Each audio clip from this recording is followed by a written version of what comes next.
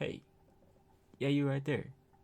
You made it to the late night watch. You guys, we're back with a kill count, man. It's been a minute since we watched a kill count video. You know, just uploaded. If you haven't checked out the last video for me, hold on. If you guys haven't checked out the last video, your boy just dropped another Resident Evil. You feel me? Dropped another Resident Evil on your heads. The kill count we be watching today is called The Monkey, 2025. Call it to me. Let's vibe out, guys. Welcome to the Kill Count, where we tally up the victims in all our favorite horror movies and show you how they were made. I'm James A. Janice, and today we're looking at The Monkey, released in 2025. The Monkey is the fourth feature written and directed by Oz Perkins, loosely based on the Stephen King short story of the same name. It follows two brothers who inherit a wind-up monkey from their father. Only thing is, it's cursed. Every time it plays, someone dies. It kills who it wants when it feels like it, and it doesn't owe you an explanation. And they ain't peaceful deaths either. The Monkey is one of the goriest King adaptations out there. It relishes death as much as any Final Destination. Death is its raison d'etre. Perkins teased the mayhem in a preview that reminds me a lot of the trailer Hitchcock did for Psycho, which of course starred his father, Anthony Perkins. The heart of the matter is a beloved childhood toy, namely, a monkey. You know the kind. You wind it up and the delightful thing comes to life, banging on its little drum. As that preview suggests, despite its graphic violence, The Monkey has a darkly comedic and sometimes silly tone. It plays the gore for laughs, bits for bits. It's nothing like Longlegs, the previous Perkins picture that came out less than a year prior. That movie had funny moments, but this is a full-blown comedic horror film. The humor doesn't always work for me, sometimes feeling too calculatedly quirky, like the gang of girl bullies and some of the dialogue. We gotta make like eggs and scramble! And this movie is steeped in its style, so not clicking with it is kind of a bummer. But I do like the premise and the story structure, and the way it approaches death as a topic. It's a random, unavoidable part of life that's so awful and shitty, the only thing you can do is laugh. Everybody dies. And that's life. There's also a lot of dad stuff, which I'm a sucker for, and the cast is great. This would have been a disaster without actors who understood what Oz was going for. And that's the thing about Perkins. He takes big swings and ain't afraid to get weird. I respect the hell out of that, even when I don't like some of the results. And honestly, while working on this kill count and spending more time with the movie, I've warmed up to it a lot. So give it another chance if you didn't quite love it the first time, or the second. And if this type of humor is your thing, well, you're gonna have a blast. How many kills did James! No. Puppet James, I'm in the middle of filming right now, man. Yes, that's why I'm here. You're set. It's looking a little sparse, don't you think? But I'm here to offer you a great deal on this. Ooh, oh, that is pretty cool. Are you sure you want to sell it to me? Oh, not really, but I've just been spending too much money lately. You know, little costs just don't seem like a big deal in the moment. But before you know it, I've spent $1,000 on pants. And I don't even wear pants. Yeah, I know. I don't even wear pants. Unfair treatment. But it sounds like you need today's sponsor, Rocket Money. Yep, we knew it was coming. Just wait for you to say it. Wait. Yeah, we knew it was coming. We just wait for you to say it, buddy. To download, count the link around and get to the kills. The movie begins in a pawn shop. Wait, did I put in a Leprechaun movie? Because this feels a lot like Leprechaun 3. Only instead of a severely injured man, it's a pilot who looks completely fine, except the blood he's covered in. But don't worry, it's not his. It's from an off-screen kill we won't be counting, caused by his monkey toy. It's not a toy. So, just don't ever call it that. Captain Petey Shelburne wants a severance with the thing. He says it's cursed. Whenever it bangs its drum, things get messy. See his shirt. So it ain't good when the monkey starts a beat-off.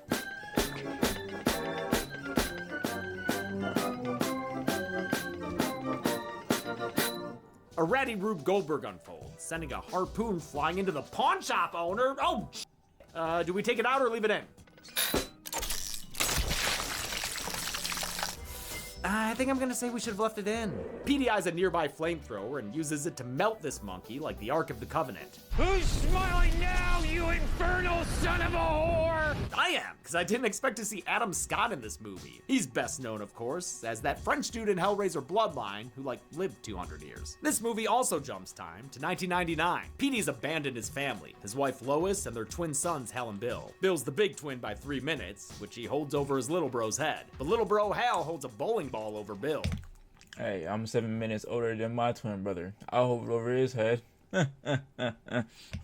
I hate you, Bill Shelburne. Oh my god, that face folded! But don't worry, it was just a fantasy. Since Captain Oh my Petey was a pilot, gosh. he'd get cheap travel trinkets as gifts for the boys. It's all they have left of him now, and while poking around one day, they find a package they never saw before. It says "Like Life" on the lid. I mean, life like dumb shit. Fuck off, dude, I can read. Inside is, of course, that funky monkey. Bill turns the brass monkey key, but the primate seems to break down before it finishes its song. Lois has a blind date, so the boys go to dinner with their babysitter Annie. Annie Wilkes, actually, named after the lovely lady from the other Stephen King story. That's The crazy, monkey we tags watched along, too, both of the always movie threatening to references. bang a gong. And in no time at all, he gets it on. Inside the hibachi grill, the chef rizzes up Annie with a beating rice heart. Damn, everyone flirting with her. The chef, this kid, hell, even this knife can't control itself around her, since it slices right through her neck. Wow, that blade was sharp. Cut so clean, she don't even know she on the count yet. Oh man, you know that chef is definitely going to prison, all because of a monkey and its drum. King's original story used a classic cymbal-banging monkey, but they couldn't use that for the movie because Disney trademarked the character after it appeared in Toy Story 3. Even though What? King's story had They come out 30 years trademarked prior, and the original toy debuted in 1932. Thanks, Disney! But Perkins ended up like How do you trademark something before that came out before y'all? Disney. liking this version better, since the drum roll could build suspense. The monkey itself was built by, wait, Amazing Ape Productions? You fucking serious? The Vancouver-based effects house also did Nicolas Cage's Longlegs look. Even with a different instrument, they kept the classic toy monkey look, just made it a little more uncanny. Its hands and feet are a bit too realistic, and its teeth is tinted smoker's yellow. When I saw those nasty black gums on the teeth of the monkey, it was like, oof. We killed it here, guys. Young Hal and Bill are both played by Christian Convery there, who we just saw as young Victor in Frankenstein. He does such an amazing job playing two different characters, I didn't realize it was the same actor until my second viewing. And I'm not the only one he kept fooling. I didn't realize it was the same Yesterday, I actor until you referenced just told me. The twins. I was like, oh, it'll be nice to see the twins. They're so good in this movie. And then I was like, oh no, wait, they're not twins. The shots with both brothers together were accomplished by doing multiple takes using stand-ins and green screens, which were then comped together in post-production by various VFX teams. The boys attend Andy's funeral. Whoa. They don't take away too much wisdom from this Joey Richter-type priest, so Lois delves a little deeper into death with them. It's not if or even how. It's only when. Everybody dies. And that's life. Yep, so might as well shake it off and dance. Lois is played by Tatiana Maslany, who you may know from She-Hulk, but I know from Orphan Black. Playing clones in that show actually made shooting all this movie's twin scenes a breeze for her. She worked with Perkins again as the lead in Keeper, which came out later the same year as The Monkey. Oz, when do you sleep? Hal suspects the monkey is responsible for Annie's death. I mean, the thing keeps following him around. Like, it's so obsessed with him. Literally, ew. Playing with his monkey in school Literally, gets ew. amazed by this gang of girl bullies who hopped out of a Gap ad. What the f is this? They team up with Bill, who looks unrecognizably goofy here, and give Hal a banana bombardment. He rushes home and tells the primate percussionist he wants Bill dead. Then he cranks that monkey boy. Unlike Uma Thurman, the monkey doesn't kill Bill, who gets home in a shirt I definitely wore in the 6th grade. Instead, after a Spiegel shot of the drumstick, it's Lois who bites the bullet, thanks to a completely random aneurysm. They said chances of it happening were 1 in 44 million. And that's just another way to say it has to happen to somebody. Hale deals with his mother's death by going Benihana, like that What? chef awaiting trial for manslaughter. Something kind of fleshy about this toy, though. The boys enter the care of their Aunt Ida and Uncle Chip, the latter of whom is played by Oz Perkins himself. We're gonna do our very best with you boys.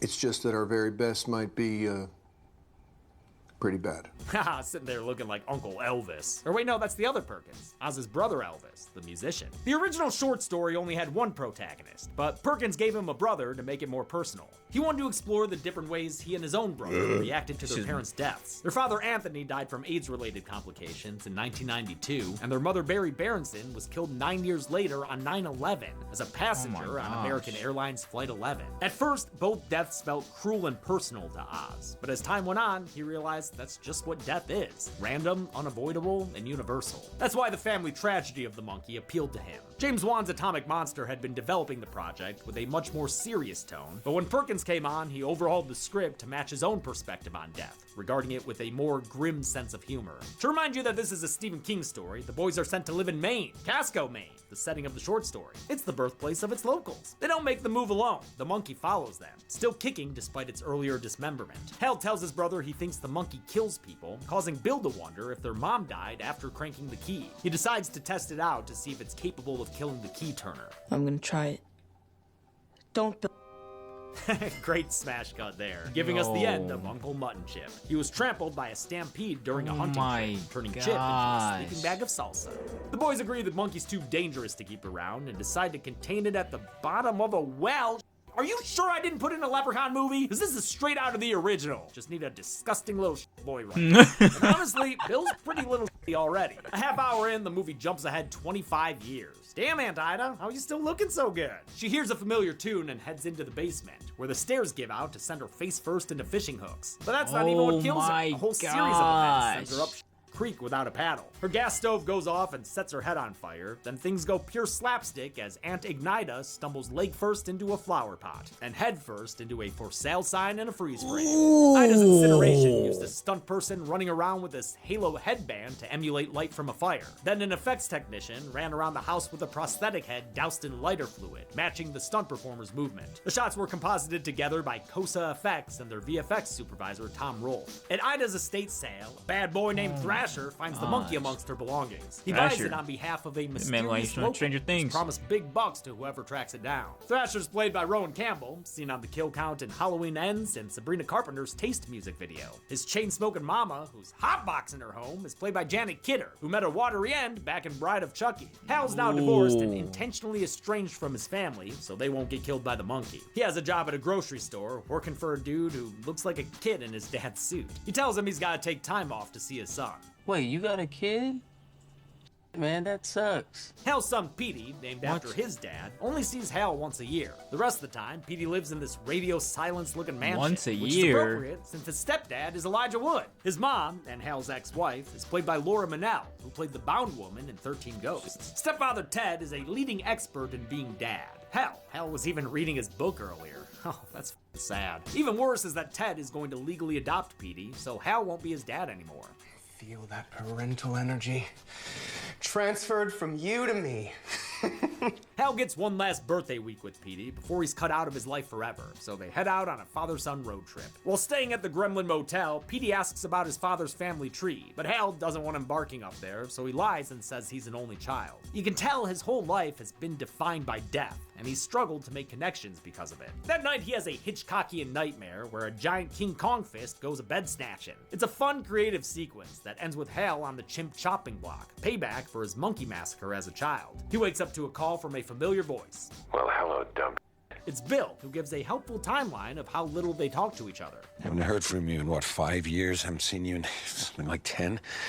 9 and 11, and those are just numbers. Hey man, numbers are important. For what you count. Bill's calling to let Hal know of Ida's freaky death, meaning there's a good chance their furry friend is back in action. Further evidence is when Hal almost gets crushed by an AC unit. It winds up electrifying the motel's pool, and before Hal can stop her, a sexy swimmer dives in, sending her body parts flying everywhere. This splashy kill was achieved by filming a whole bunch of practical elements and then digitally comping them together. First, they shot off some mortars filled with fake blood and body parts. Then a dude in a green screen suit chucked additional body parts from a little bridge across the pool. And we're all standing over here, the film crew's all standing here, freezing our asses off. It's 4 o'clock in the morning, and my guy is out here, Ole is his name, tossing body parts. Then VFX supervisor Edward Douglas added even more blood in post to get the effect Perkins wanted. Perkins actually figured out how much blood was in a human body, then told his team to add 5 to 8 times more. Pretty much all of the monkey's kills were built of practical elements filmed on set or in front of a blue screen, which were then combined and touched up by the VFX teams. For the pawn shop owner's death, 30 feet of fake intestines were pulled out of a dummy. The shot was matched up with footage of the real actor, and some digital enhancements were added to the viscera. Hal bundles up Petey and prepares to send him away so he can go to Ida's and track down the monkey alone. But Petey refuses. He knows about the upcoming adoption and would rather spend their last week together. At Ida's house, they meet her realtor Barbara, and Petey finds out his dad lied about not having siblings. That brother Bill of yours is quite the character, isn't he? Yeah. Your brother Bill, I mean. Yes. Your brother Bill. Tess Dagenstein gives one of my Holy favorite moly. performances of the film here. She's so freaking funny. Oh, not a cherished childhood memory now, was it?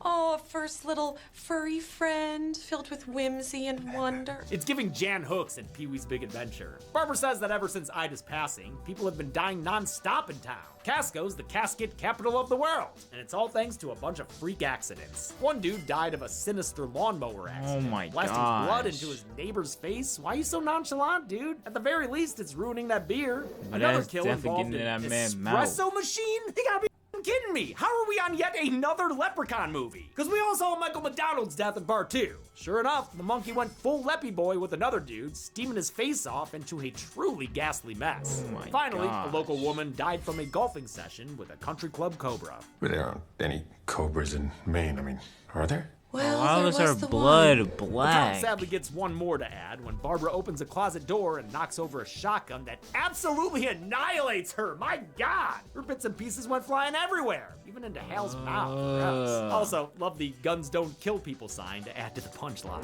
Perkins purposely She had a wanted these reaction deaths to time feel of a sudden and turtle. shocking, as a contrast to other horror films like Terrifier, where the kills are much longer and drawn out. He also wanted to keep things silly and over the top, so the tone would stay fun instead of grisly. The kills are meant to be unrealistic and not quite physically possible. He cited the Itchy and Scratchy show as a tonal influence, as well as Death Becomes Her, Gremlins, and An American Werewolf in London. I think that tone works great for the kills, but sometimes the characters react to them a little too goofy for me. Like when the local cheerleaders pep rally around Casco's latest death. They're bringing the body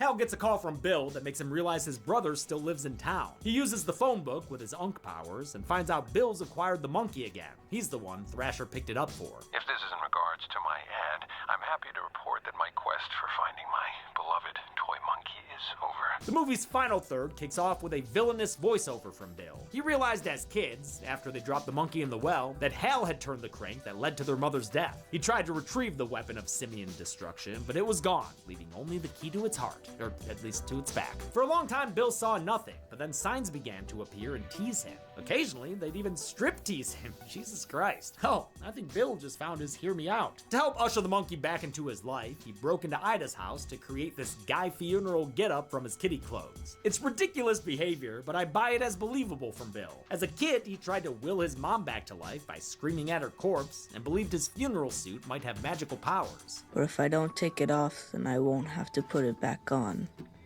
So there won't be any more funerals. Just like Convery as the kid versions, actor Theo James does a great job playing two distinct characters. It's like 2025's other twin horror movie performances. I keep forgetting there's actually just one guy. James thought of Hal as a 1980s beleaguered everyman like Tom Hanks, while Bill was much more unhinged. And then Bill is, you know, more like me, just like a sort of a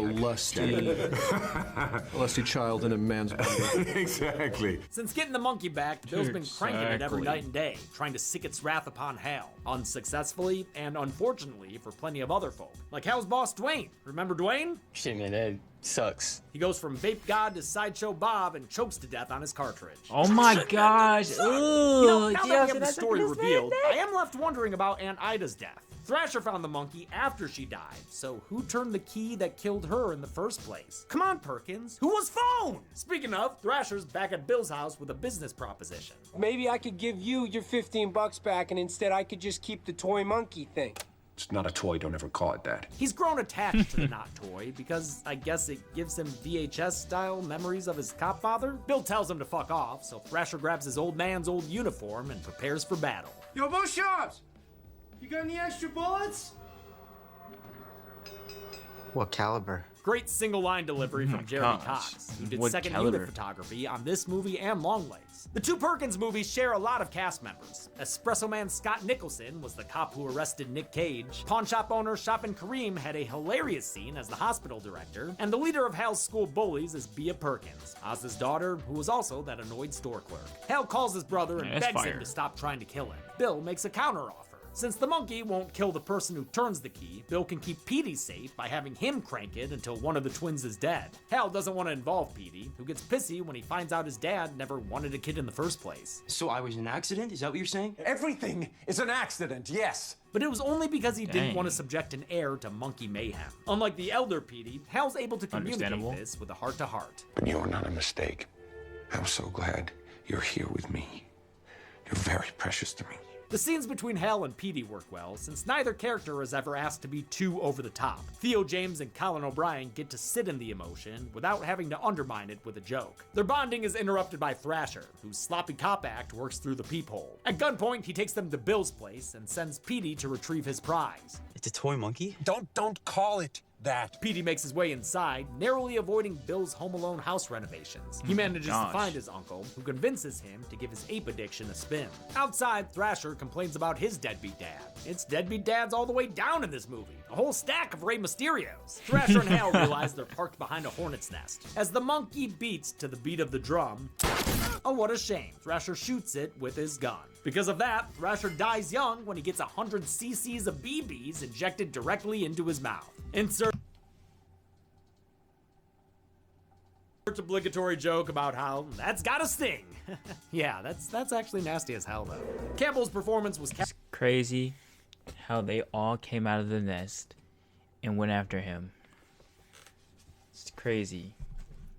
And they so happily all went into that man's mouth.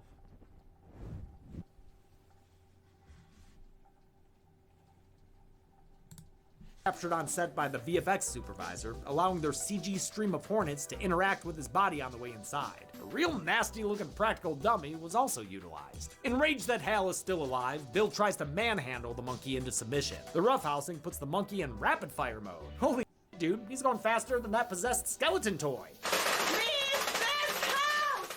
The drum roll causes all of Casco to plunge into catastrophe. I can only count what I see though, so I'll start with the pilot and co-pilot. We can assume we're on the plane that crashes here. I've learned from my mistake in Wishmaster. The monkey gives us more concrete kills when 3 drum hits send 3 skydivers wedding crashing through the ceiling. It's a good callback. Petey suggested this skydiving company as an activity earlier. They do weddings. Hal joins his son inside and goes to kick his brother's ass. In the end, though, you can't really blame him. After all, he did try killing him first. And also, he did kill their mom. I know how you feel. She was my mom, too. Oh, yeah. Like most sibling squabbles, the brothers quickly make up, even if Bill can't resist teasing his little bro. Some things never change. There's like, no really way. Never change. Sorry. But the monkey's still good for one more hit. It triggers a booby trap backfire that takes a little off Bill's top with his mother's bowling ball, fulfilling Hal's childhood revenge fantasy. Petey and Hal have an awkward car ride back to town. They pass more of Bill's victims, like the surfboard businessman and a holy flaming baby carriage. I mean, I get that everybody dies, and that's life, but this is like everybody dies, you know, at the same time. Their tour de mort ends with an appearance from the Pale Rider himself, because whenever you think you've met this movie where it is, it takes it one step further. The surviving Shelburnes make peace with their metaphor for tragedy and agree to safekeep the monkey. They drive off into the horizon, and the movie ends with a bus-wide cheer capitation of that cheerleader squad from On the Lawn earlier. Just some last-minute kills, courtesy of the last-minute title card. How many heartbeats stopped when the drum beat started? Let's find out and get to the... Oh my gosh. We counted 30 kills in The Monkey, consisting of 11 men, 16 women, and 3 unknown victims, one of whom was a baby. There's a baby in that pie chart. Hate to see it.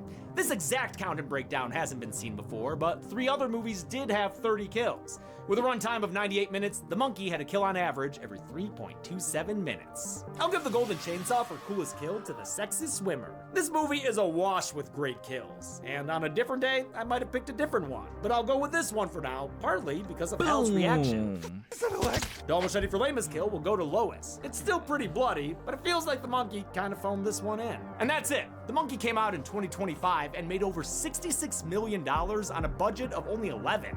I didn't realize it was that successful. Next week, we're picking at more Perkins with Psycho 3. But until then, I'm James A. Janice. This has been the Kill Count.